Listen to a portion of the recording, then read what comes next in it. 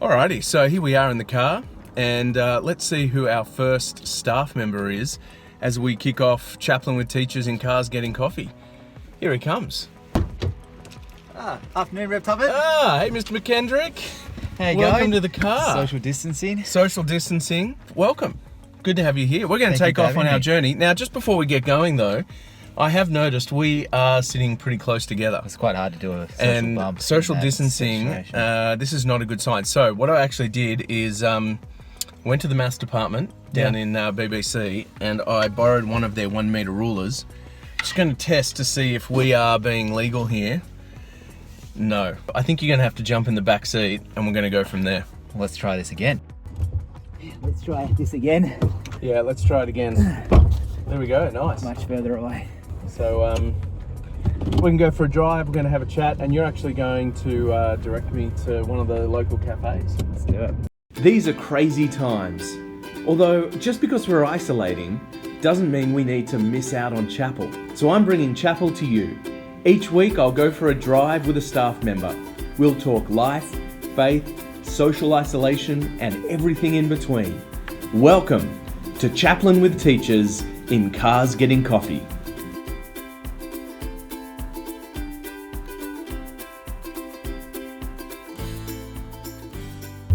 These are crazy times with everyone doing school remote. Can you do any physical activities for PE at home? Yeah, we've been setting our kids up, and everyone that's watching this hopefully already has access to it. We've had a Train Heroic app, and which Mr. Watts has been setting everybody up with different workouts that they can do at home. Hopefully, the plan is that all teachers can also be doing these workouts at home as well. I love that. Which is pretty key. This is good. I'm glad you're our first guest, because as we start isolation, you could also become my fitness guru. That's it. I can become your personal PT You become my personal trainer. via online conference. Yes. See Now, how it goes. not all the students may have had you in class yet. You've just started at the school this year, is that right? Yeah, so I'm only 8 weeks in, and Wow. now it feels like we're back off again. So brand new to the school, but you're also the very first staff member who gets to go for a drive for chapel. So, you know, I've given you number one spot. benefits of each thing. What we're going to get you to do now is do a reverse parallel park on camera. Mr. Oh my Tubman, gosh. So we'll see how you go. Right here. Yeah. Okay, I'm about to do a reverse park on camera. Let's see, the pressure is on. We're coming in. Oh, happy with that. Sharp turn to the right.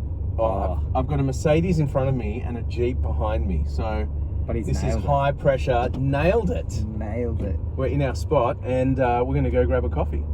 Let's do it. Alrighty, we're back in. Now, it's interesting. I didn't realise this, but I only just found out recently that your dad was or still is, a church minister. So you grew up with one of your parents being the minister of a church, someone who was actually paid to talk about Jesus. Yeah. That's pretty unique. So what was it like growing up with your dad as a minister? And then what's the sort of process of, you know, getting to the point where Christian faith became something that you sort of owned for yourself? Yeah, so Dad is and was a minister at a church in northern New South Wales. So it was one of the only churches in the town. So I was known as not only as Lachlan or Mr McKendrick, but as the minister's kid. And so it was kind of felt like I had a bit of pressure on me at all times, because traditions say that as ministers or ministers' kids, we have to be perfect, right? So we aren't allowed to do anything wrong, and so everyone would look at us, and if we ever did anything wrong, it was everyone would point the finger and be like, "How are you a Christian if you're doing things that are wrong?" Yeah. Which was pretty confronting when I was younger, and when I was trying to figure it out. But until I figured out what the gospel actually was, where it actually doesn't really matter, considering that Jesus has saved us from all of our sins. And when I came to realise that, I was like, a lot of weight that was lifted from my shoulders. So I kind of was able to live a bit more freely once that happened. Interesting how you said when you came to the point of realising what the gospel, the good news actually is, that made a big change. Yeah. And I mean, what for you as you were growing up, what sort of age were you, and what did that actually mean for you? Like, what was the thing that clicked? It was actually when I left home. Okay. And it was when I moved to Sydney. So I moved 9 hours away from my family with no friends, and I didn't know anybody. Yep. And that's when I really had to be like, actually, this isn't my dad's faith, this isn't my family's faith, this is actually my own faith. And that's when I decided that I was going to continue to go to church and continue to explore and continue to learn more about who Jesus was, and really taking on my faith for myself. Yeah. And that kind of really got me 6 months into my first year of uni, when I was like, this is it. I do believe it. This is real. And that was like that moment the penny kind of dropped. Yeah. And it's insane, hey, because it's Christian faith is just, you know, as it's one thing to have kind of a knowledge of Christian faith, to kind of know what it's about, but actually when it becomes your own faith and your own trust, it's just it's a whole new world, and it's pretty powerful. Now, you're a PE teacher, which I assume, I don't know because I'm not a PE teacher, but I'm assuming to teach PDHPE, you actually have to like doing exercise, and you have to be pretty sporty yourself. That's the hope most of the time. That's the hope, yep. You are pretty sporty, which is good for us because you're one of our PDHPE teachers, but you've also had some pretty significant injuries. What injuries were they? What happened? So, just after I had probably committed myself to Jesus, 6 months into living in Sydney, I went down to the snow to snowboard, and I was doing a tree run and caught my edge and flew into a tree and wrapped my body around a tree and tore my ACL, medial ligament fully from the bone, and had a lot of bone bruising, which meant I had to have a knee reconstruction as a 19-year-old, which was a pretty crazy time. I then did my other knee 4 years later. Shout out to Tex. Tex, year 12, has just had a knee reconstruction. So, Tex, I hope the knee is recovering, and here's a little chapel shout out for you. I feel for Tex. Yeah, I mean, you know what he's going through. What was that like? You're a super active guy, and then to have the ACL snap and both knees eventually. What was that experience like for you? I think a pretty crazy thing was when I found out how long I was going to be out for. Yep. Found out that I wasn't going to be able to play sport properly for 12 months. And that really shook me. I kept on asking the question, why? Why is this happening? Because I believe that there's always a reason for something. But I don't... What I actually came to know, or to realise, was that we actually don't need to know the reason right then and there. And that was pretty crazy. It meant that I was planning on moving to a new house with a bunch of friends that I just made, but I ended up staying in the same community that I was living in. And what happened was I met now one of my best friends the next year when I was still staying in the same accommodation. And he wasn't a Christian at the time.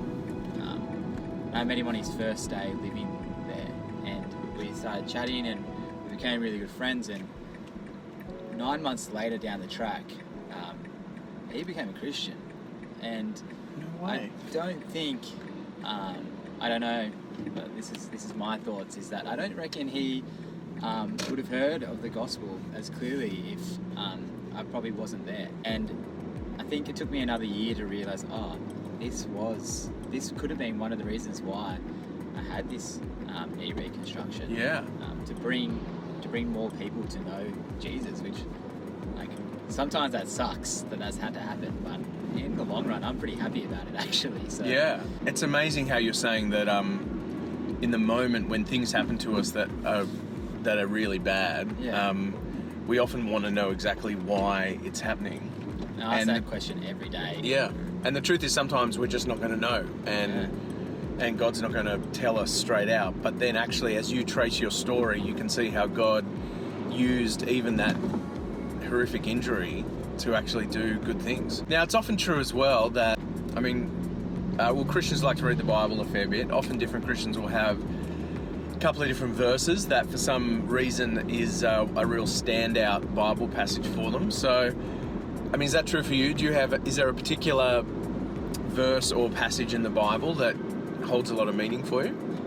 Yeah, I have a few, but I think one of the main ones is all of Ephesians chapter 2. I think the reason for that is that the gist of that chapter is that I actually can't add anything or bring anything to the table to go, I am good enough for you, God. Yep. It's around the fact that He has given us everything and we can't bring anything to it, and it's a full-on, we hand our life over to you because of what you have done for us.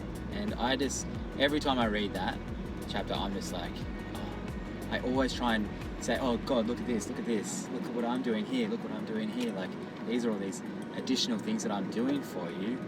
But then I read it and I'm like, oh, actually, no, I don't need to do anything. There isn't anything that I can do. It has all been done for me. And that's why it's one of my favourite chapters in the Bible. I love that. Yeah, it's an image of a generous God, and our role is to receive. Yeah. So, as you're watching this, you could argue that in chapel we give it to you too easy every week. We actually read the Bible passage for you. So this week, you've got to open up your Bibles, have a look at Ephesians chapter 2. I'm allowed to look at the camera now because we're stopped at traffic lights. Ephesians chapter 2, have a read of it. Mr McKendrick's favourite chapter.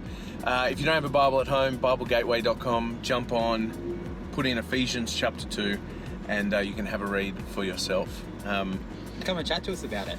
You'll see us around. If you have any questions, come and chat to us. Good. Or shoot us an email. That's true. Yeah. Now, we're coming towards the end of our drive, but everyone's at home. We've got one more week of term to go. I want to ask everyone who jumps in the car, what's a word or a piece of advice that you might have for the students and the staff as they're stuck at home doing all their teaching and learning? So what would be a word for people as they're kicking on with their week? Stay active. If you're allowed to go outside still, let's go for a run or go for a ride. Self-isolating, obviously. So don't go running with 10 of your best mates. Nope. Just go by yourself. But that's my piece of That's a good word. Awesome. Well, we are just arriving at our destination. I actually have a gift for you. It's in the glove. Each week I have a gift in the glove for our guests. So now this one's, I don't think you're actually going to need this now because of the joy of our supermarkets. But in the glove box here, I do have, because it's just the start of the craziness, got a roll of toilet paper. And this one's just to take home. Once we're in isolation, if you do run out, you've got something to help out with. Remember your time in the car. So thanks for joining us. Thank you very much, Mr. Tubman. Here's your roll, and it's been great hearing your story and being the first staff member on Chaplain With Teachers in Cars Getting Coffee. So thank you.